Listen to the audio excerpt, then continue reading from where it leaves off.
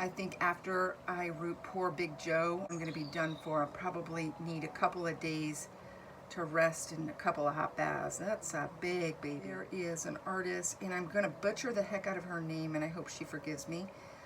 Schroeder Conate. She does, it's hard to explain her style. She definitely has a style. She does bigger babies, does mostly black babies. She does babies with albinism. She roots full heads of hair, and her styling is just sweet, and I just love her work. She definitely stands out. When I was thinking about Joe's head, I was thinking, oh, I should root it, and then I thought, oh, forget about it. Oh, that's gonna take so long. Hey, she does it all the time, and I don't hear her complaining about it, my goodness, and her babies are beautiful. So she inspired me to root this guy's head. Now I reserve the right to change my mind if I chicken out. I might chicken out. And he will probably be as dark as Joanna when I'm done. I'm way behind with him just because he's much bigger. But once these 3 babies are done, then I can concentrate my energy on him and getting Joanna done. The other thing that's going on is not as exciting, but I want to talk about it anyway because I'm sort of proud of myself. But, you know, I struggle with weight issues. I come from a family of big people. I have inherited that obesity gene. As you age as a woman, your hormones change, and you know the way you live changes. And right now I'm making babies, so I'm pretty sedentary. That's not helpful. Again, if I talked about this before, I apologize. But my son was on a television show, and I was there and being filmed, and I caught a glimpse of myself, and I was kind of bummed out about how big I had gotten. I want to make it clear that I don't think there's anything wrong with being a large size woman or a plus size woman. If that makes you happy, if you're healthy, if you feel good, but for me, it wasn't making me happy, and I was pre-diabetic, and my cholesterol was really, really high. I don't eat fast food, a lot of vegetables. I love vegetables. I don't eat any red meat or pork. I might eat chicken once in a while, very rarely. I don't drink soda. I don't drink alcohol. My doctor was worried, and so I decided to go on a weight loss plan. I went to a weight loss doctor, a nutritionist, and I really committed to it just because I have an 8-year-old and I'm in my 50s, and I'm really afraid of dying early. I want to be around to see him grow up, and also I'm going to be an older parent, and if I'm going to be an older parent, I'm going to have to be a healthy older parent. I can't be relying on this poor kid to take care of me in my old age. That's not a fair thing to ask. So, I invited him here, so it's my job to take good care of myself. And it took me a year. I lost 40 pounds. I wouldn't say I was fit, but I was walking every day, doing my miles, and just, feeling good. My body was feeling good. I would go hiking. I would do things that I wasn't doing before. Felt good. I really felt good. Everything felt good. And then the second year, that's when people usually fall off the wagon. You start getting bored and forgetting why you were working so hard, and you start indulging here and there because you think, oh, I've got all this weight off. I can afford to have a little piece of pie or a little bit of this or a little bit of that. And start getting sloppy, and you gain a couple pounds, and you think, oh, it's just a couple pounds. I'll keep an eye on that. Those pounds turn into 5 pounds, turn into 10 pounds. For me, they turned into 20 pounds rather quickly. And I got worried about it. And so off to the weight doctor I went again and said, what can I do? And she said, same thing you did before. You're gonna have to be more active. It's just, the older you get, the more active you're gonna have to stay. That's what's gonna keep you young, is walking and running and cycling and hiking, and just keeping that body moving and sending it a message that you still are busy and you still need to move around and get things done. Something that's been on my little bucket list for a long time is to be able to run a mile. I know that sounds silly, but I haven't run since high school, and I didn't run very far or very well back then, but I could never seem to do it. Before I had my surgery, it was just I had anemia, and so I'd always pass out if I tried running or riding a bike, but now I kind of don't have an excuse. So I thought to myself, I am going to get around the block. I can do that. I can get around the block. So my little guy needs some exercise, and at PE time, because he's homeschooled, at 10 o'clock he has PE. Rather than just sit here and let him play games, I told him, I said, I'm going to hire you to be my coach, and I'm going to pay you in Pokemon cards. Now to an 8-year-old, that's like giving him piles of gold. And he says, well, what do you got to do? And I said, well, we've got to make some goals, and we've got to meet them. And you get me out every day at 10 o'clock at recess time. And every time I get to a goal, and I do it 3 times, we go Pokemon card shopping. And he said, you got a deal. And we pinky swore on it. First day we went out, put on my tennis shoes, and I ran, and I couldn't even make it to the corner of my block. So he says, first goal, Mom, get to the stoplight. I was so humiliated. I felt so weak. I thought, how is it that I can't even run to the corner? So every day we just did it until I got there. The next goal we made was to the other corner, and then it was to the 25-mile-per-hour sign halfway around the block. And we just kept going until I got around the block. Now, you would think I run a marathon when I got around the block. I came home and I was like, I got around the block! And he was high-fiving me, and I got him 2 packs of Pokemon cards. I was so excited. I wanted to go out and buy myself some running shoes and some cute athletic gear. I felt like an all-star. Did that 3 times, and then he said, let's go to the next block.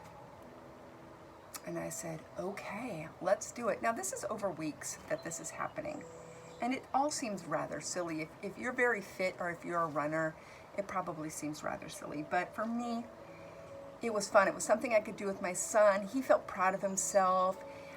He was earning something he really liked. We were doing something together. It was just super great. All around, win, win, win. And then one day, I came home and I checked my watch, and I had run a mile. I didn't stop, and I wasn't huffing and puffing, and I didn't faint, and I felt good. And I was so happy. And people always say this, if you start going to the gym, you'll hate it, you'll hate it, you'll hate it, but then one day you'll get a gym high, and then you'll be addicted, and you'll actually feel bad if you don't go to the gym. I've tried that. It doesn't happen for me. I don't get gym high. I don't get, I don't know, Zumba high or weightlifting high. I just don't. I just do it like I go get a pap smear. It's because I have to, and I just get through it. When I ran that mile, I was high. I mean, like, I don't know, I've never been like stoned or anything, but that's what it must feel like. I was so happy. I was so proud of myself. I was just like, high five, pat myself on the back all day long. This is how it works. When you get that little runner's high, you look forward to it every day. And the days that I have to take off, I actually get upset. I really want to go out there. And tonight was my run night. And when I say run, stay with me here, I am not like doing that Olympic stride down the block. You know, I'm not, going down the road all sweaty and glistening with my very cool tennis shoes. I, stuff my body into whatever clothes I have and grab my old red tennis shoes, and I go out there and I'm running, and I'm quite certain that many of my neighbors look out the window and wonder if maybe they need to offer me some help, or if, maybe something's wrong. I run like I'm wounded. I don't look super athletic yet. I look pretty slow, and I'm just doing my best, My body hasn't moved like that since sophomore year in high school, so it's learning new tricks. Tonight I ran 2 miles, and wow, I can't believe I'm running 2 miles. I'm gonna do 2 miles for the next probably week. And then I'm just going to add increments of 10% and 10% and 10% till I get to 3 miles. Once I get to 3 miles, I'll probably just run the 3 miles. That seems so far off in the distance, and it feels so foreign to even say that. It's just like run and 3 miles and me all in the same sentence feels like, what are you talking about? So I'm going to do that. That's what I'm going to do. Now, the thing was, I went to the weight loss clinic after doing all that running, and I got on the scale and I gained 2 pounds. I have to keep telling myself, yeah, I'm going to give up cakes, cookies, donuts, that kind of stuff, because that's my weakness. And in exchange, I'm going to get a healthy and I'm going to get a strong body that hopefully will last a long time. And every time I look at a cookie or I look at cake, like tonight I really wanted to bake banana bread because I have a ton of old bananas. What's more important, watching your little guy graduate from high school or having a whole loaf of banana bread? Because I am that person who will have a slice of banana bread and I will wake up at 3 o'clock in the morning and eat the whole loaf. So I just keep telling myself, what's more important, what's more important? And the kid wins, of course. Sure, before I varnish and seal up this paint, that everything looks the way I want it to look. And when you see me doing this, it might look like I'm scrubbing super hard, and I'm not. I would not do that, because if I do, I'm going to take off all the paint underneath, and I don't want to. I don't want to go down to vinyl. So I'm using the edge of my toothpick and some thinner, and I'm just kind of getting any of that little chunky paint that might be stuck there. I'm not going to get all of it. Kind of how I paint. You know, I'm trying to stay tidy, and I don't want anything to look obviously sloppy. And I do care about the big picture, but you know, there are some things that are just okay. You know what I'm saying. I don't want to go overboard. Once you go down that road, I think you tend to never be satisfied. You know what I mean? Some things, at some point, you have to call it a day. And if you're freaking out about every tiny little thing, that baby will never be done. These dolls are just like people. We have tiny imperfections. And that's okay. That's what makes us unique, right? I'm just going to pink up her knuckles just a tiny bit. In real life, I don't think we really look like that. I don't see a lot of babies with very pink knuckles, but it sure looks precious to me. I just like the way it looks.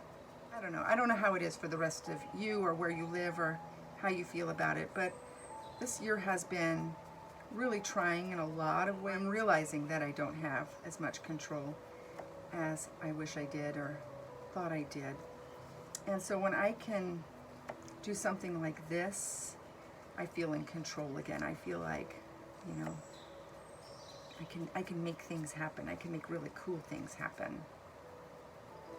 And I love it that my son watched me not give up, you know. It was so, so cute. But he was saying, come on, Mom. And I'd say, I gotta stop, buddy, I gotta stop. And he'd say, don't stop yet, Mom. You can do it. A little farther. You're almost there. You're almost there. Oh my gosh, Mom, I swear it's like 10 more steps. Don't give up now. You can do it. It was so great. It just made me so proud of him, and he was proud of me. Now, he's going along for these walks and runs with me, and that poor kid, I swear, he can run forever and never get tired, and it must have been just torture for him. I run as fast as he walks, and he's got little tiny boy legs, but he didn't seem to mind too much. He'd run down to the corner and then run back down to me and say, come on, Mom, let's go. So it was really cool, really, really cool. If you have had a fitness goal and you're worried and it just seems like, you know, why bother? It's going to be too hard, or, you know, just take it in tiny, tiny bites. Tiny bites.